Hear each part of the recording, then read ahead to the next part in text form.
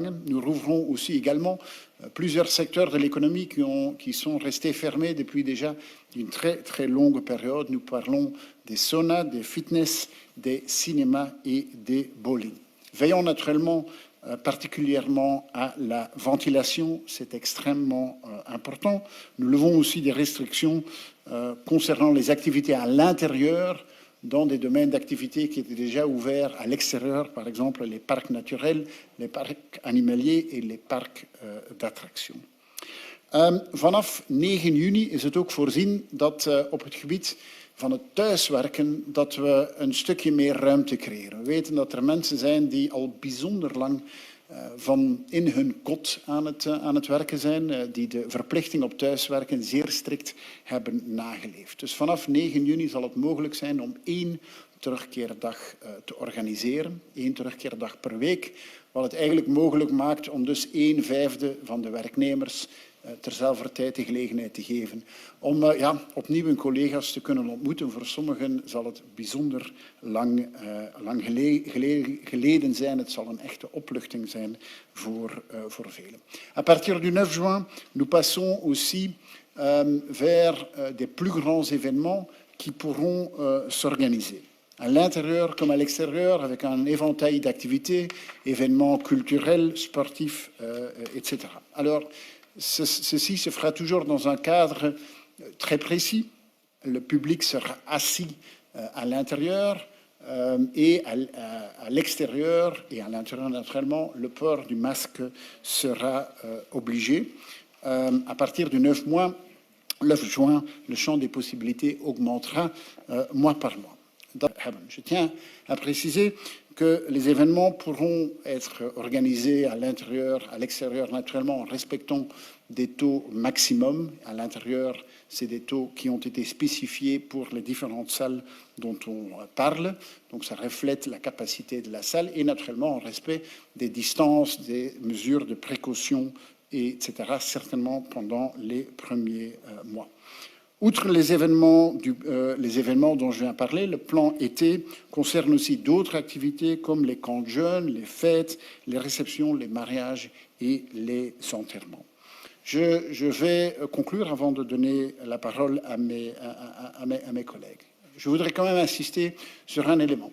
Ce plan été, qui est un plan très large dont je viens de parler, on pourra le déployer si naturellement nous gardons sous contrôle la situation dans les hôpitaux et spécifiquement dans les soins intensifs. Le plan été pourra se déployer si tous les voyants que nous suivons restent sur le vert. Et donc, dans les semaines qui viennent, le comité de concertation continuera à suivre de très près la situation, mais c'est aussi un devoir à nous tous.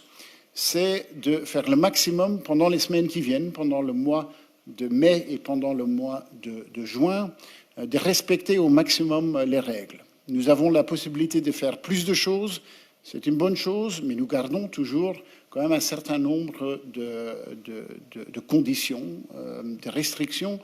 Et ces restrictions, elles sont là pour une bonne raison. Et cette bonne raison, c'est que la vaccination doit pouvoir continuer pendant le mois de mai et pendant le mois de juin. Chaque semaine que nous vaccinons, c'est une semaine dans laquelle il y a plus de gens qui sont protégés. Pour finir, je voudrais dire, faites-vous vacciner. Aujourd'hui, pas moins de 9 sur 10 personnes dans la tranche d'âge de 65 plus est vaccinée. Et je tiens ici à remercier tout le monde. Tous les gens qui travaillent dans nos centres de vaccination, personnel des soins, beaucoup de bénévoles, mais aussi remercier tout le monde qui s'est fait vacciner. Avec un taux de 90% pour les gens au-delà de l'âge de 65 ans, nous sommes vraiment au top européen. Alors être au top européen, c'est une bonne chose, mais c'est surtout un signe de solidarité que nous venons de montrer. Ceux qui se sont fait vacciner, c'est grâce à eux, grâce à ce geste de se faire vacciner, qu'aujourd'hui on est dans la capacité de donner de la perspective à tant de gens qui n'ont pas encore eu la possibilité de se faire vacciner. Tot slot, meneer Ruppel. Bien, merci beaucoup, Monsieur le Premier ministre. Peut-être tout d'abord pour celles et ceux qui ne sont pas au comité de concertation, et c'est vrai que on entend toujours beaucoup de commentaires après un comité de concertation. Moi, ce que je voudrais dire, c'est que tout le monde, tous les ministres, ministre-président, Premier ministre, vice-premier ministre, comité de concertation, tout le monde veut les plus grands degrés de liberté pour tout le monde.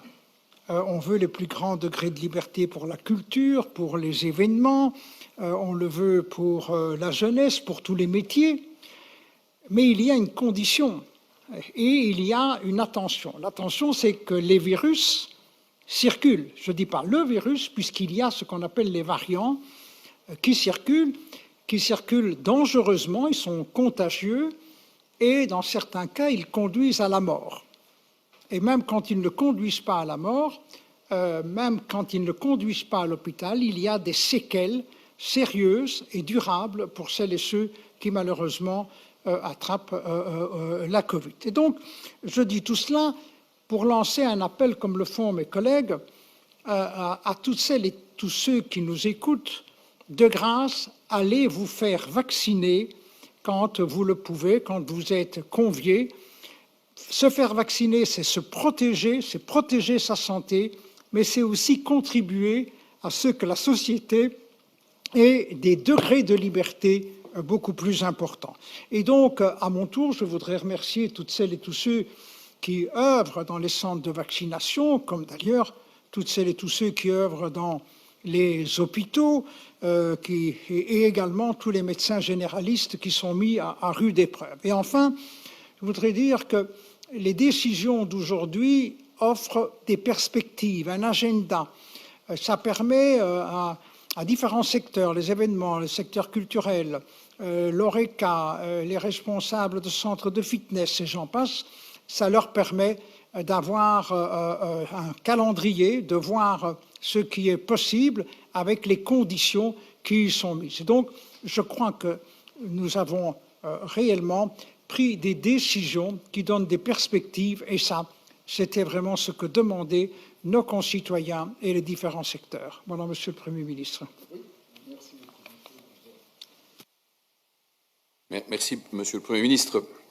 Vous le savez, les grandes villes, les villes-régions comme Bruxelles ont été particulièrement touchées économiquement de par leur fonction internationale.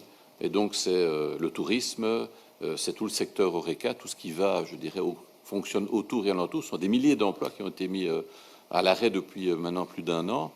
Et là, enfin, on a une perspective durable de réouverture de ces secteurs. D'abord au travers du secteur HoReCa, qui a été particulièrement impacté.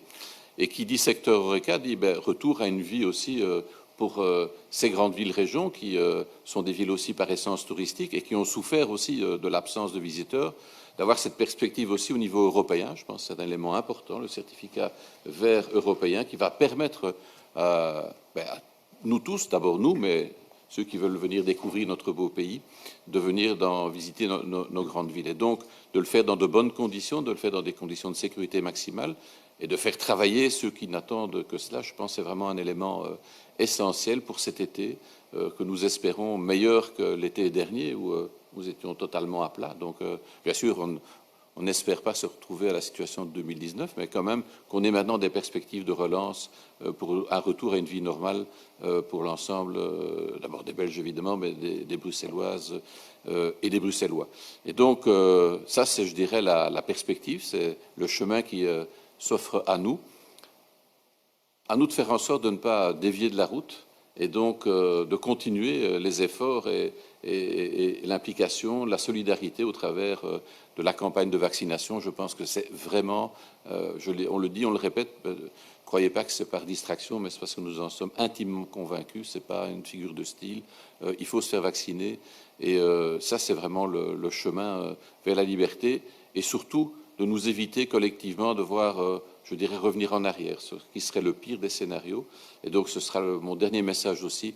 J'invite tous ceux et toutes celles qui veulent faire la fête, qui veulent profiter de ces libertés, de le faire dans le respect des règles qui sont édictées, à savoir la distanciation sociale, les heures. Voilà, moi je suis de ceux qui aiment bien faire la fête, mais aujourd'hui on ne peut pas encore la faire comme on le souhaiterait, et donc faisons-le dans de bonnes conditions pour ne pas devoir tout perdre tout simplement parce qu'on n'aura pas fait ce qu'il fallait faire. Voilà. Merci. Merci, ministre-président Géolet. Merci, Monsieur le Premier ministre. C'est vrai qu'on a beaucoup dit qu'on comptait faire un 800 mètres ou un 1500 mètres, mais que finalement c'est un marathon qu'on a fait, un marathon dans des conditions plus difficiles qu'on ne croyait. Mais on arrive au bout de ce marathon, même si il faut évidemment encore respecter les règles de distanciation, les règles sanitaires. Mais c'est clair qu'on voit des perspectives. C'est un retour à nos libertés si chères. Parce que nos concitoyens, depuis plus d'1 an, ont fait beaucoup d'efforts, ont fait beaucoup de sacrifices, et on a déjà pu le voir ces derniers jours à travers l'ouverture des terrasses. C'est peut-être, c'est pas un détail pour le secteur de l'Orica, mais on a vu combien le sourire réapparaissait sur les visages de nos concitoyens. Le plan plein air dont on avait beaucoup parlé, c'est un retour aussi à une vie la plus normale possible, mais aussi le fait que depuis lundi, tous les élèves du secondaire ont retrouvé le chemin des classes. Donc petit à petit, étape par étape, on voit vraiment le bout du tunnel. Et ici, aujourd'hui, nous avons évidemment donné des perspectives à tous les secteurs, évidemment à partir du 9 juin prochain, mais pendant tout l'été. Et si les grands événements, si les festivals, si le retour des spectateurs dans les stades, si le retour des spectateurs aux manifestations automobiles à Francorchamps sont importants, je pense que ce qui est important aussi, c'est les perspectives que nous donnons aujourd'hui au secteur culturel. La culture est essentielle, on le dit, on le redit, et on sait combien la culture est un des secteurs qui a le plus souffert de cette crise, comme le secteur de l'Orica. Et nous donnons aujourd'hui vraiment des perspectives au secteur culturel pendant tout l'été et après. Et l'important, comme ça a été dit, et l'importance des tests aussi que nous organisons dans les différents événements, c'est que peu importe ce qu'il arrivera, que des secteurs ne soient plus totalement fermés comme on a dû le faire, qu'on puisse en tirer les conclusions. Mais outre le secteur de la culture, il y a le secteur de la jeunesse et le secteur du sport. On en a beaucoup parlé. Le sport, c'est aussi de la santé publique, c'est l'équilibre mental, psychologique de nos jeunes et de nos moins jeunes. Et donc nous confirmons encore d'autres perspectives avec le retour à la compétition non amateur, à des entraînements en groupe avec des stages et toute une série de choses en matière sportive, mais aussi par rapport à la vie associative et à la vie locale. Et ça, il y a évidemment beaucoup d'attentes, beaucoup de demandes, et le printemps et l'été sont évidemment sujets à des fêtes de la musique, à des fêtes locales, à des fêtes villageoises, et ça c'est vraiment aussi important, le retour du contact humain, le retour de la proximité, de voir ses voisins, de voir ses amis, de voir ses connaissances, de revoir ses proches. Et aujourd'hui, toutes les mesures que nous avons décidées font évidemment aussi partie de ce retour à la vie la plus normale. Alexander a parlé des mariages et des enterrements, c'est important. Ce sont des événements heureux, malheureux, et pouvoir aussi faire son deuil par rapport à la perte d'un être cher est un élément important.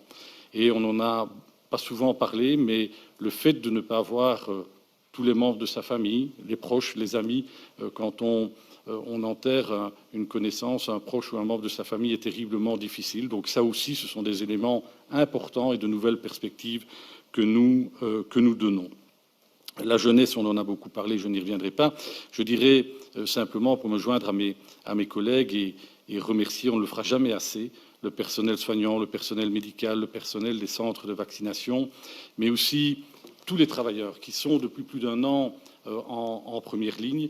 Et c'est vrai que la vaccination, c'est se protéger, mais c'est aussi protéger les autres, c'est aussi faire preuve de solidarité à l'égard, je dis, de tous ces travailleurs en première ligne, les enseignants dans les écoles, les accueillants de la petite enfance, si je regarde des matières de la fédération et des communautés, mais je pourrais évidemment joindre beaucoup d'autres travailleurs à ces métiers qui ont été aussi, et ces travailleurs exemplaires pendant la crise. Alors on n'est pas au bout de nos peines, on n'est pas en train de faire notre dernière conférence de presse, mais je pense qu'on a franchi aujourd'hui, au niveau du comité de concertation, une étape importante, et donc il y a encore un peu d'efforts à faire, mais je pense que le bout du tunnel, il est là, et que la ligne de la fin du marathon est aussi très proche. Oui, allez-y. Vous avez déjà parlé de septembre. Est-ce que vous pouvez du coup confirmer aux élèves, aux adolescents et étudiants du supérieur qu'il y aura une rentrée normale avec 100% de présentiel? C'est ma première question. Je laisserai les ministres compétents répondre. Par rapport à l'enseignement obligatoire, je ne vois pas pourquoi, évidemment, au mois de septembre, on ne ferait pas ce qu'on a fait depuis lundi, donc avec une présence à 100% des étudiants, c'est bien évidemment l'objectif. Par rapport à l'enseignement supérieur, et évidemment en fonction de la situation, mais quand on voit les projections en matière de vaccination, nous espérons évidemment un retour le plus en présence physique possible. Alors je pense qu'il faudra voir les ministres évidemment de l'enseignement, encore voir avec les hautes écoles et les universités, mais l'objectif est un retour aussi à la normale par rapport à l'enseignement supérieur. Seconde question sur les différences entre justement le certificat vert européen ou Corona Pass européen et ce qu'on va instaurer, nous, à partir du 13 août. Quelle va être la différence? Est-ce que c'est lié? Est-ce que ça sera sur des événements différents? Comment ça va se passer? Alors, il faut être très clair. La possibilité qu'on instaure à partir du 13 août est une possibilité limitée dans le temps, limitée jusqu'à fin septembre, et une possibilité de prouver qu'une personne est, d'un point de vue Covid, est safe d'un point de vue Covid. Safe d'un point de vue de Covid, il y a deux manières de le prouver. C'est ou bien le fait qu'on soit vacciné, ou bien le fait qu'on ait fait un test PCR préalable qui est négatif. Et donc, ce sera un système qui respecte au maximum les données de la vie privée, et donc qu'on utilisera pour prouver que voilà, on est safe. Si c'est de la manière A ou la manière B, ça c'est pas important, mais on pourra prouver que ce soit safe. C'est clair que ces événements aussi, quand ils auront lieu, ils seront limités d'un point de vue international, très probablement à des participants de l'espace économique européen. Bonsoir, bonjour. Vous m'aviez dit que vous ne connaissiez pas les règles, mais je vois que j'ai quand même la parole en dernier. Ça fait depuis novembre 2020 que je vous pose des questions dans cette salle dans cette salle de presse. Je vous ai demandé notamment ce que vous avez fait pour les hôpitaux. Je vous ai parlé des tests PCR qui, pour moi et pour d'autres, faussaient le nombre de malades, de vos critères pour définir ce qui était essentiel et non essentiel, etc. J'ai l'impression de ne pas avoir eu de réponse honnête et franche. Vous voyez, une réponse où on regarde quelqu'un dans les yeux, on a l'impression de pouvoir avoir un dialogue. Peut-être que ces gestions froides par une élite, en partie non élue, expliquent la défiance de la population.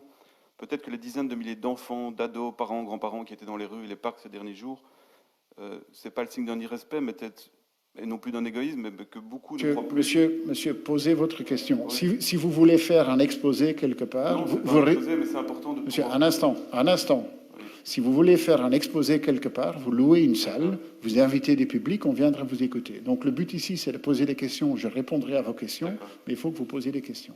D'accord, je vois qu'il y en a qui peuvent poser plusieurs questions. Non, mais soit, à la dernière conférence de presse, vous avez cité 59 fois le mot vaccin. J'ai l'impression que le chemin était déjà tracé, d'où ma question. Je ne comprends pas bien, vous dites qu'il n'y a aucune obligation vaccinale, mais en même temps, vous en parlez tout le temps, il y a une propagande énorme, incroyable, et vous avez avancé dans les médias que ceux qui seront vaccinés bénéficieront de certains avantages, qui est totalement contraire au droit le plus élémentaire. Comment vous pouvez expliquer ça? Honnêtement, monsieur, je n'ai nulle part dit ça, que quelqu'un qui soit vacciné ait plus de droits que quelqu'un d'autre. D'ailleurs, dans la formule dont on a parlé pour les grands événements, l'alternative est toujours de vous faire tester, de montrer que vous avez un test négatif. Il n'y a pas d'obligation de se faire vacciner dans notre pays. Je pense que c'est une bonne chose. Mais ce qu'il y a dans notre pays, c'est une grande motivation. Et cette motivation, elle est quand même assez extraordinaire. 90% des personnes au-delà de l'âge de 65 ans se sont fait vacciner. Et donc, moi, je pense que la motivation, c'est beaucoup plus puissant que l'obligation, et on voit que ça fonctionne dans notre pays. Merci beaucoup.